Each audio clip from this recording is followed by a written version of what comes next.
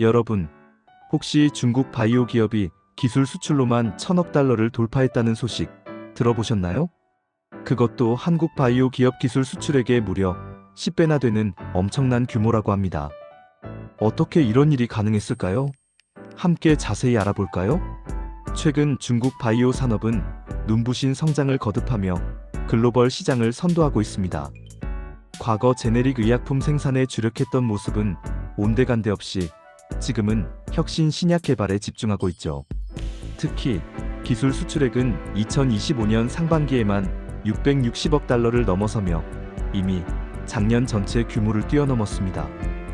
2025년 한 해 동안 중국 기업들이 해외와 체결한 라이선스 계약 총액은 무려 1,377억 달러에 달한다고 하니 정말 놀라운 수치입니다. 이러한 성공의 배경에는 중국 정부의 적극적인 R&D 지원과 규제 혁신이 있었습니다. 신약 보험 등재 기간을 단축하고 임상시험 제도를 선진화하는 등 다각적인 노력을 기울인 결과 중국 바이오 기업들은 글로벌 경쟁력을 확보할 수 있었습니다. 구체적인 계약 사례를 살펴보면 더욱 놀랍습니다.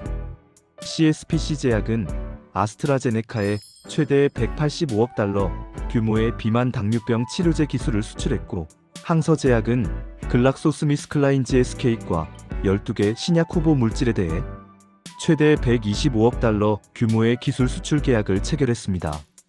또한 사메스바이오는 화이자에 60억 5천만 달러 규모로 항암제 기술을 이전하기도 했습니다.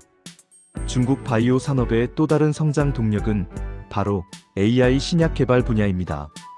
XTALPI는 DOVETRE와 60억 달러 규모의 협력 계약을 체결하며 AI 기반 신약 개발 분야에서 두각을 나타내고 있으며, 중국 정부는 AI 신약 개발을 2025년 5개년 계획에서 공식적인 우선순위로 지정하기도 했습니다. 뿐만 아니라 중국은 임상시험 수행 건수에서도 세계 최대 규모를 기록하고 있습니다. 이는 글로벌 임상 데이터 확보에 유리하게 작용하며 중국 바이오 기업들의 신약 개발 경쟁력을 더욱 강화하는 요인이 되고 있습니다.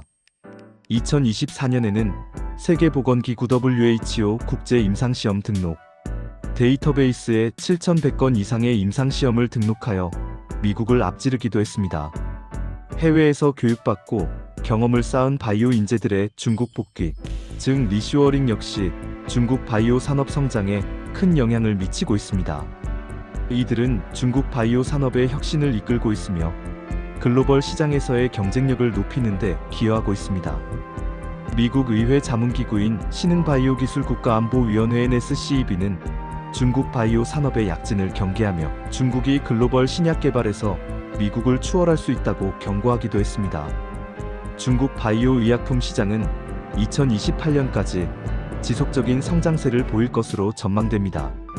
물론 중국 바이오 산업의 급성장에 대한 우려의 목소리도 있습니다. 일부에서는 중국 내 임상시험 수행 시 지식재산권, 도난, 데이터 유출 등에 대한 우려를 제기하고 있기도 합니다. 하지만 이러한 우려에도 불구하고 중국 바이오 산업의 성장세는 꺾이지 않을 것으로 예상됩니다.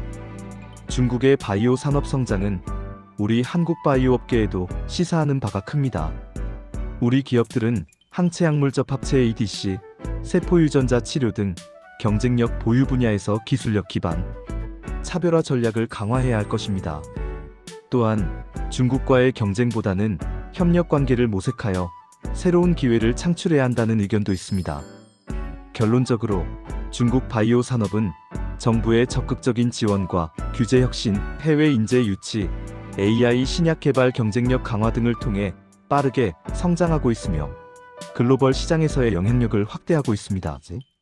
이러한 중국 바이오 산업의 성장세는 앞으로도 지속될 것으로 전망됩니다.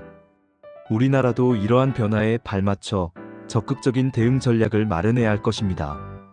오늘도 행복한 하루 보내세요. 그럼 다음에 또 유익한 정보로 만나요. 구독과 좋아요 항상 감사합니다. 여러분의 행복연구소 파이팅!